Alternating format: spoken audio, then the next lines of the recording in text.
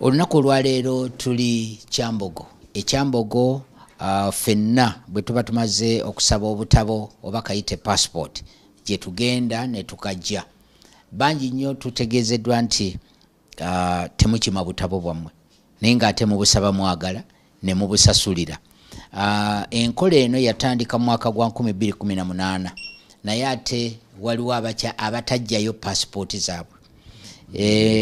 Myezi ng'etaano emabega Mwami Simon Munde yategeeza nti waliwo passport kumpi emitwalo 3.5 ze baali bagenda okwokya nga bannyinizo muganyo zikima. Abamu mwafa n'okufa nga temukimye passport kati obaabo abo tetuyinza kubanenya kuba baafa. Naye olwaleero yonna tugenda kutuukayo okumanya passport zino gye ziri enkadde ezo era bagenda zikolera ki. Naye njagala agenda tuyisaamu okwo okusooka wano we tuli. Sebo sooka obuuze ku balabe baffe. Mbalamusiza nnyo amanya nga bulijjo bampita Munde Simon Peter nze ayogerera ministry enungi eya internal affairs ekola passports z'Abannayuganda n'ebintu ebirala ebingi. Naye kati leero ndowooza tugenda kwesiba ku service emyoka eya passport. Wano we tuli we tuyita Kyambogo Insurance Center kwe bagabira passport womala okusaba n'okola appointment n'ojja ne bakujjako ebigalo ne bakujjako ne ka interview just okutegeera oba oli Munnayuganda oba toli Munnayuganda. Oba oli Munnayuganda ne batandika okukola ku katabuko ke tuyita passport. Katono nnyo bakyasinza okufuna obuzibu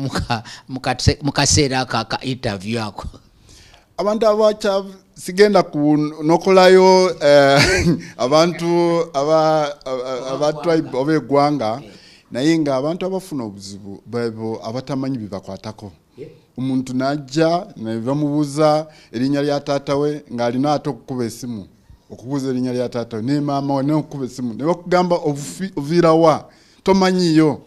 ne bakuvudde bakugamba maama bamuyita ani taata aviirawa. Kakati lino kikulu nnyo okulaba nti ebintu ebikukwatako oba obitegeera kubanga ffe kati nga mu Uganda ffe abakyasinze okuwanguya abantu ku processinga passport kubanga Kenya eyo okufuna passport osiitaana si kyangu bakubuuza n'olukiiko lwakyalo lulina okutuula yes nabakunoonyerezaako nokulaba nti ovire ku kitundu ekyo. Kati nga nze waffe abakunja bonna ne batuula. Abakunja batuula ne bakulabira bayinza n'okukebera endaga butonde okulaba nti ovira mu kitundu ekyo. Naye kati wano n'olaba abantu nga bakola complaints nti ffe tulwisaawo passport. Wano kyangu nnyo omuntu ajja ngamba taata wange waati maama waati tuviira wano neddira kino ABCD kintu kiva kyangu nnyo. Naye osanga omuntu najja ne bakubuuza wazaaliwa ddi asooka kukuba simu taata waaliwa n'akuba esimu ey'okubiri. Musajja mukulu musajja alina emyaka 30 tamanyi be bamuzaala tamanyi bimukwatako ate ng'ayagala passport. Kati ne kikutamu mukazi mukulu ayagala kugenda kukola si kusoma agenda kukola naye nga tamanyi bimukwatako tamanyi ne oluusi n'erinnya ng'amanyiko limu erirye erirala alina okukebera alina okujjayo ndagamuntu n'alyoka akebera erinnya lye eryokubiri. Kale abantu modelo eyo n'olaba nti kikusoberwa ne ofisa ali ku interview desk naye asobera naye okugamba nti kakati oba tobimanyi tuleetereyo ko omuntu abimanyi oba taata oba maama. Kyovudde olaba tutuma bano ba applicants okutuleetera abazadde kubanga ebibuuzo baba tebabimanyi. Ne bakubuuza ekibuuzo tokimanyi kati ffe tukole tutya tulina okutuma n'oleeta ki n'oleeta omuzadde taata nayanukula ebibuuzo maama nayanukula ebibuuzo kubanga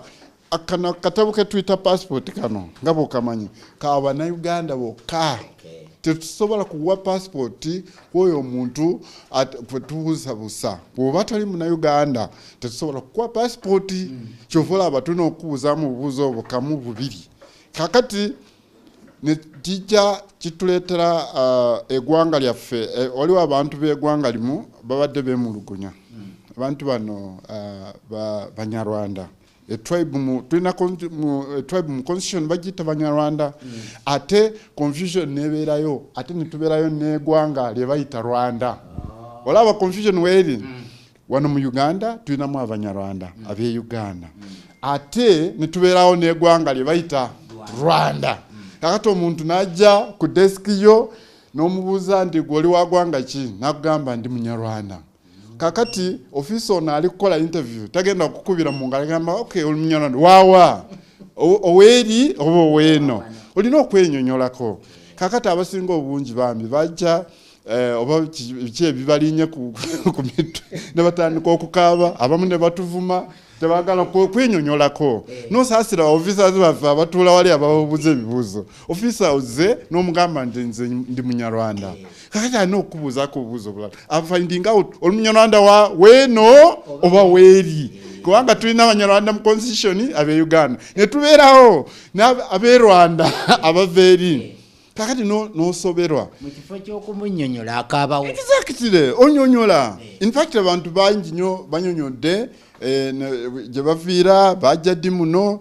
ne tubawo obutabu bwabwe naye kati bano abatuvuma ne bavuma officers bano bambi officers bano tebalina buzibu baba bagoberera jase etteeka eriri mu constitution nti Abanyarwanda bano bebogerako mu constitution bebo abasibuka eri bwe basangibwa bono nga 1st February 1926 bebo naye kakati omuntu ali eyebwera alowooza nti kasita oyogera nti ndi Munyarwanda kasita kiri mu constitution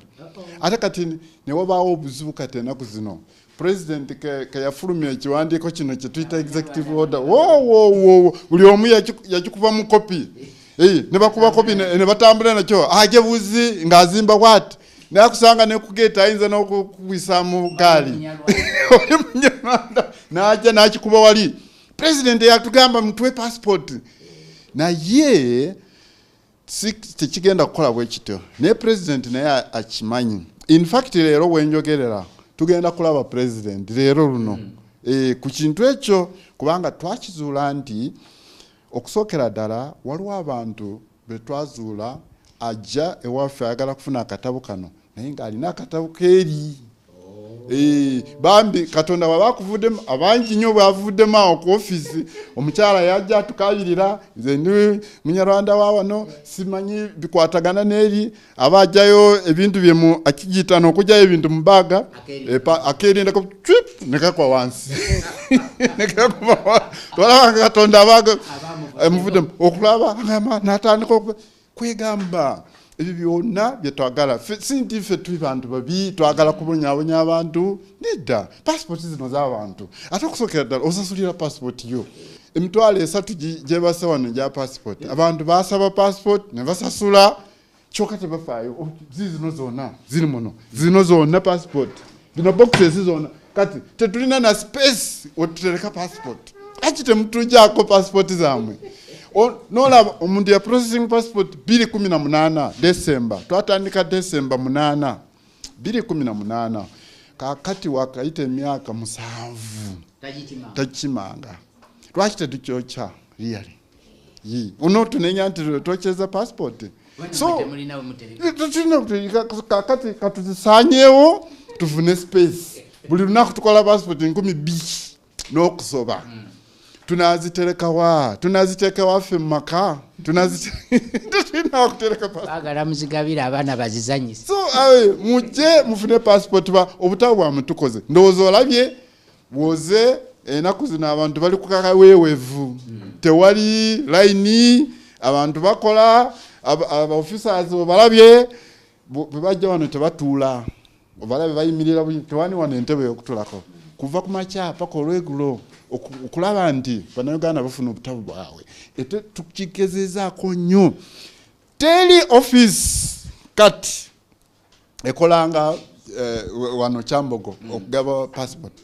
teriyo olaba ebintu bya twateekamu automation kalimagezi ekola bw'otuuka wano officer nga wagenda okugibanyonyola akolera wano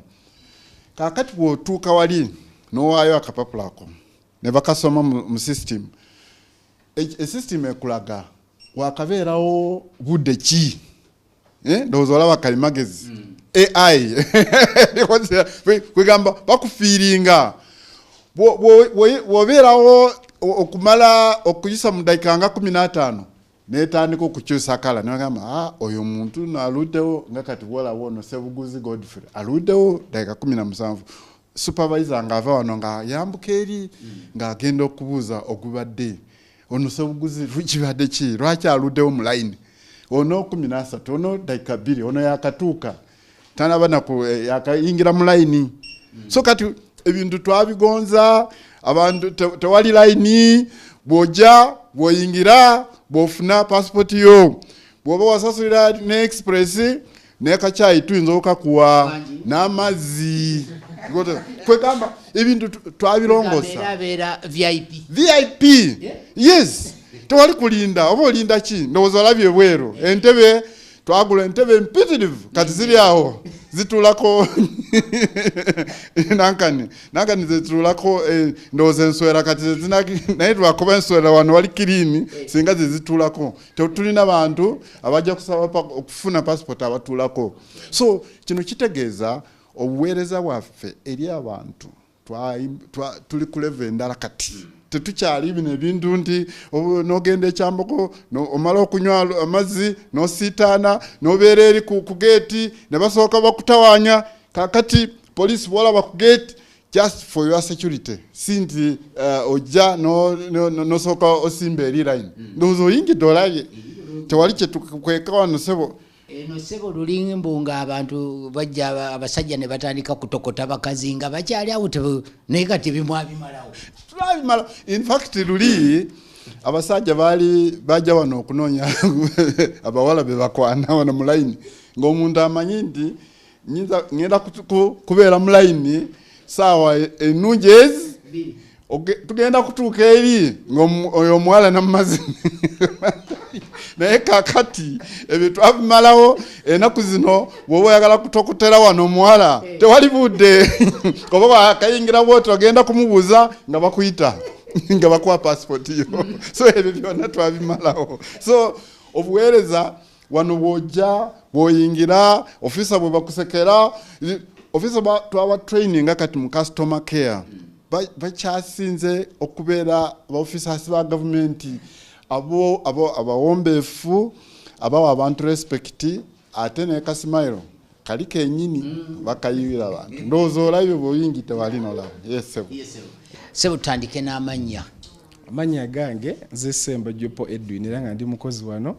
ekyambogo passport collection center oba we bakima passport ng'emaze okuggwa bwe tulaba ku screen awo kitegeeza ki kino kye mulaba ku screen kitegeeza nti oba kiraga abantu abazze okukima passport zaabwe tulina system empya wano ekyambogo yatandikibwa guno omwaka yaleetebwawo kwanguyiza mu ngaba ya passport wano okusobola okugyawo lines ezaalingawo kati system yaffe empya ekwetaagisa okujja ne appointment forms oba empapula z'ogenda nazo eri ku internal affairs ezikuwa olunaku lw'ogendayo ziriko akapaati webasikaninga kati ezo empapula zojja nazo wano ekyambogo era zetukozesa okusikaninga wano okusobola ffe okutwala ati ngene emabega nti omuntu bw'ati azze kati bwe tutunuulira ndaba eddakiika 25 22 10 biba bitegeeza ki ezo eddakiika z'olaba ku screen z'eddakiika omuntu z'amazeewo wano okuva ku ddakiika esooka paka ku ddakiika 14 kabeera kali mu kiragala oba kale yaggwira ono n'ekifo kitegeeza tannakibugumya ontanaba nakuayinza nabba notanaba nakutuula kasitaba nga ali mu kiragala aba yakatuuka kati okuva ku ddakiika 15 okweyongerayo kakyusa langi ne kadda mu langi eno eya orange okutulaga nti ono omuntu tannaba kufuna katabo era aluddewo ffe eddakiika 14 tukitwala nti oluddewo weewaawo ziyinza okuba nga singi neffe mu mpeereza yaffe kitulaga nti oluddewo kuba nga wali Ssebuguzi Godfrey alabika aluddewo kati Ssebuguzi Godfrey mulaba ali mu ddakiika 26 ye aluddewo naye era tugenda kukola follow up wano tutegere lwaki aluddewo kuba abawo ensonga nnyingi lwaki aluddewo then otumala otuuka ku ntikko yaakyo nakyo era tukigonjola ne tumuyita wali ne tumunnyonnyola ekiriwo kale sawa